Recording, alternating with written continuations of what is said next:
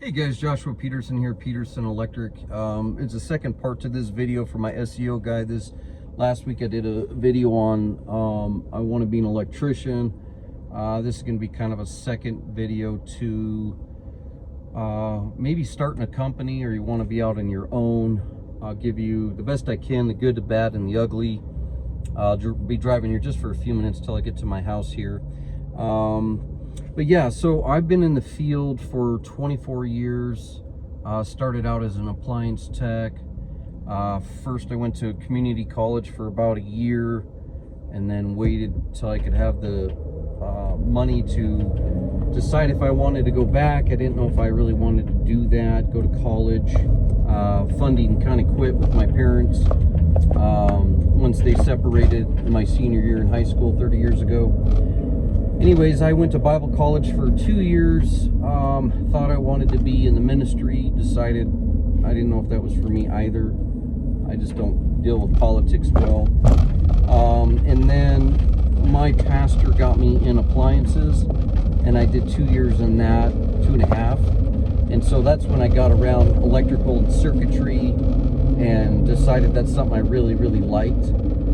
And then from there, I ended up getting into electrical because he had a connection to an electrician too. So I've been in the field though for with appliances for 24 years, electrical for 22.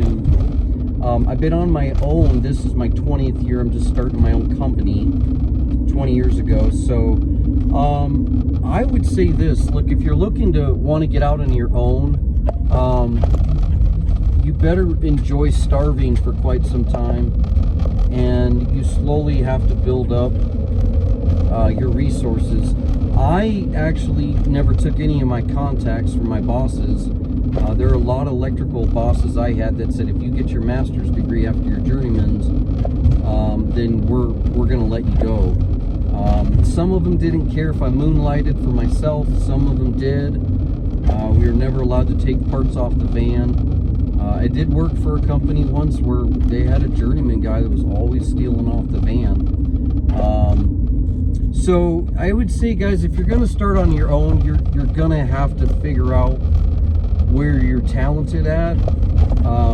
The electrical field has a lot of different things for a medium voltage electrician, but there's a lot of things that people don't tell you about.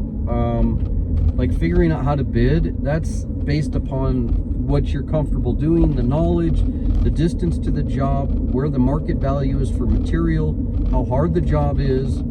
Are you fixing things that were already destroyed, or are you trying to put in new? So you can go into new construction, you can go into service, you can go into residential, remodel, commercial. Some guys are just industrial because that's their connection, and they work in the oil field. Some of you guys probably are in Florida, like my best friend just moved to, and he works, he'll start getting used to doing marinas. A lot of lakes out in Florida. Here in Colorado, there's like 2 lakes around us, and I'm sure they already have their electrician that does marina work. So a lot of the stuff with our field, a lot of people think we do the same similar stuff all the time, and we don't. You can get in so many various things. You can get into low voltage wiring if you wanted to. But anyway, so where I found my talent over the last 20 years or 24 years is service. When electrons go missing, I can find a needle in a haystack. I'm not trying to toot my own horn, but when they've sent 2-3 other guys that can't figure it out, I always find it. I don't know why. It's just a talent. Can I say there's a ton of money in service? It's not bad, but it's like per service call, it's not as great as you think it could be. So when you're trying to do service, you're constantly dealing with scheduling.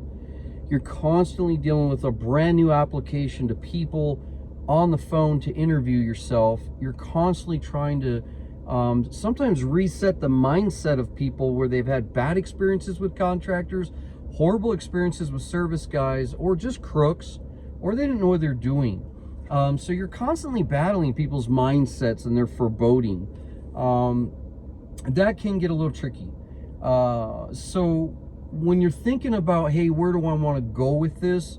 You could just go into new construction if you have that talent and you're following around a franchise doing whatever, all their Subway's places, or what, their sandwiches, or whatever they do, their restaurants. So you kind of have to find that niche, or you're doing just pulling new construction residential. Keep in mind that as you're doing it, you have to know your umbrella of insurance. You have to know what they cover. If you go out and just start wiring a bunch of homes that are just cookie cutter homes, there's always a higher insurance that you have to pay because of the litigiousness of the GC or the HOA suing who's done all the work, the subs, and they're not happy after the subdivision's finished. So insurance is not just there for the fact that you're going to burn the place down. 90% of it's to cover you in case something goes wrong with the relationships, I've realized. The other side of it is you're trying to keep people happy. When you run a business, it's really just simple. It's see a need and fill a need. But today's standard is different than 24 years ago, when I had to dial Sue, call her up from Sears at their calling station and say, I'm here between 1 and 4, be there or get billed. Today, it's more like constant texting, constant information, constant bombardment of your time. By the way, this changed on my schedule, or I want to add this, or they didn't tell you. That's the hardest part, is you get to their house, you're like, oh, great, that went so well. Can you do the other 2 fans while you're here? I mean, I don't know too many people that go into a dentist and said, by the way, do you have time to do a root canal? Or I think another cavity is forming. Sure, you can discuss those things, but normally you rebook another meeting because they didn't think about it. And our windows are so tight in service, we can't just add in another hour or 2. And it does make people upset sometimes, and they just don't want to hire you again because they're just upset they couldn't forget to tell you, by the way, I need this more done. So you have to be able to gently deal with that. Service is tough because you're constantly in and out of homes. You got to be conscientious of your shoes. You got to be conscientious of your employees. What you say, how you say. People are always listening too. It's like they have nothing better to do than eavesdrop. Sometimes it's like, if I'm training and trying to teach my kids something, I sometimes tell people, go away. Let me do my training. Let me do this. Sometimes I have people just butt in the middle of my conversation to my child, my employee, and tell them how they would do it. And I'm like, So you always have to find a boundary with people, but be gentle about it. And people are just super sensitive today. I have to say that. I came from Minnesota as a kid. I am definitely a Viking background. My family had no filter. And so I have to really put a super filter on some days with people. But you do have to tell people where their place is. Even though it's their home and their job, you're still wiring in their home. Now, on the business side of it, whatever you put in their walls, they own. You have to be careful of this. I've had people steal service calls. I've done work and they want to literally just shoplift off my van. Or, by the way, hey, I would like to go ahead and go get the parts while you're here and I'm at Home Depot. That's not okay.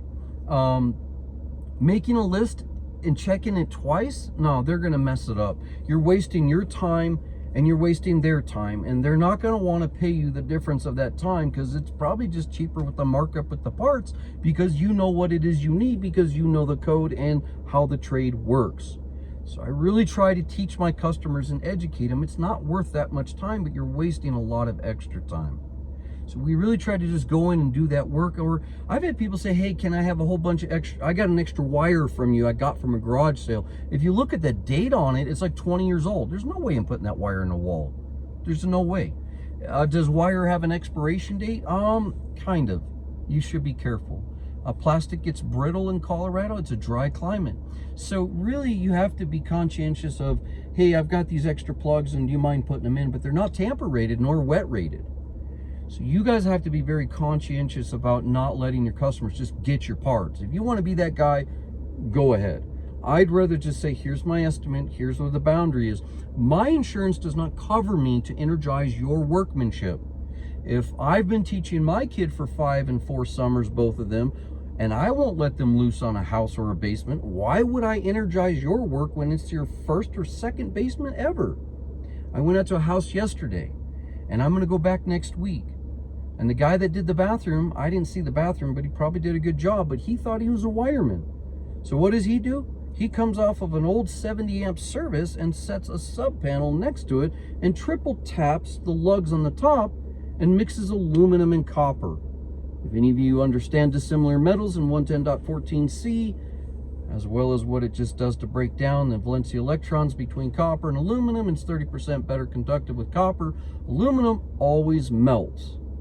So I have to go back and figure out how to fix that for her so she doesn't wreck her lugs in her main panel, which is a split bus bar, which, by the way, then she would need an update on her service outside and the new feeders, the old feeders coming into the panel overhead.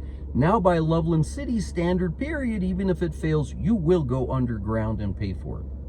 You will pay me to trench it, and then you will pay Loveland to bring it to the corner of your property. And unless you want to spend $12,000 to $20,000 like that, I told her, you better fix this because your bathroom guy did this wrong. So again, some of my challenge in residential is all of these handymen. These handymen around here, boy, you think you're so handy, but you don't know nothing about the trade. Until you have gotten your time in and done your ditch work, and then spent every 36 months doing 30 to 40 more credits to reintroduce a brand new license from DORA to allow you to keep wiring for the general public, you shouldn't touch any of that. If I ever catch anybody doing that again in this town, I will report them to DORA or Business Services or BBB just because they're wiring and they're going to wreck someone's home or burn it down. But hey, the last guy that was here that I have a receipt is the electrician that came out to fix my light bulb. See, that's how stuff works. You got to be careful if you're going to run your own company. People love to blame and they love to attack, especially those that are bigger companies. So you have to be cautious and guard yourself. I am shrewd as a snake, but I'm innocent as a dove when I do my business work. But I don't do things. I'm not barbecue buddies with any of my customers except for one I've ever had. It is not something I get attached to, and it is not something I want to. It's something that this is the baseline. I tell it like it is. If they don't like the black and white of it, call another guy. But the bottom line is you got to go with your gut. If you know the code, you have your experience, and you're out there on your own, you got to go with your gut. And if you catch something, you should tell your customer. You should never should you lie to your customer about what it is that you're doing or how to do it, even if it makes them that much more mad. Sometimes I kind of enjoy just telling people, like 3 weeks ago, 2 people bought electric cars and didn't consult an electrician. One of those couples decided to have an argument in front of me. I said, hey, I'm not a marriage counselor, okay? If your so-called electrical dealer guy told you that this would work in your panel without knowing that your house was 1950 and you had a 100 amp service with a panel in the kitchen closet, pantry, listen, that's on you. Of course the sales guy is going to say this is a great idea. But if you listen to them without consulting someone, not wise.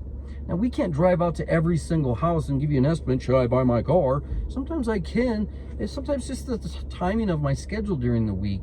But if someone's such an antsy pants to go out and get a car and they just need to know now, you might not get the answer right away. Listen, when you're dealing with service nowadays, there's 4 parts to a wheel. I love how my SEO guy said this. It's like an Audi symbol or maybe the Olympic symbol. There's 4 parts. You're looking for quality, you're looking for history, you're looking for fast, friendly, and cheap. Maybe there's 5. But 9 times out of 10 with business, you got to pick 2 out of 5 or 3 out of 5 if you're lucky. We try to pride ourselves that we try our best to do all 5, but not everybody is absolutely a person you can please. And if you're going to start a business, you cannot please everyone. There are some people that are unpleasable. You have different personality. They're going through things in their life. They have bad experiences. You know, I sometimes feel like more than anything, I'm trying to educate them and build a trust factor for people again. But you do have crappy contractors out there. I worked for a guy in Greeley 20 years ago. He's not around. That guy was the crook. His electrical symbol was a bee, a wasp. And he was that. He loved to sting his customers. General contractors too. He definitely loved to come in with a low ball price and then change order the hell out of the people and then put liens on them and sue them if they didn't pay him. He didn't last, I don't know how long, but he sure didn't last forever. And so I remember telling him when I was getting my journeyman's license, I quit. And he was like, well, you're fired anyways. I'm like, whatever, dude. So we cleaned up 3 of his big mansions. They were 6,000 to 10,000 square foot homes. They were a mess. I cleaned up 3 of them, and after 6 months and all the service stuff I did, and then he threw the phone at me and I had to run like 12 guys that when he was on vacation. He told me a week and he took off for 3 weeks. Oh my gosh, that about crushed me. It was great experience, but once I jumped out on my own, I understood one thing after that, boss. The only good that came out of it was that I never need to commit more than I can handle. You also have to remember not to overcommit to people. And you also have to realize you shouldn't just bid because the market's low and slow and you're freaked out. You may have to honor that bid. And so if a guy drives off from trying to give you guys an estimate and he doesn't give you a price, he may have not liked your house or your personality. He may have not liked something you said. He might have been too busy.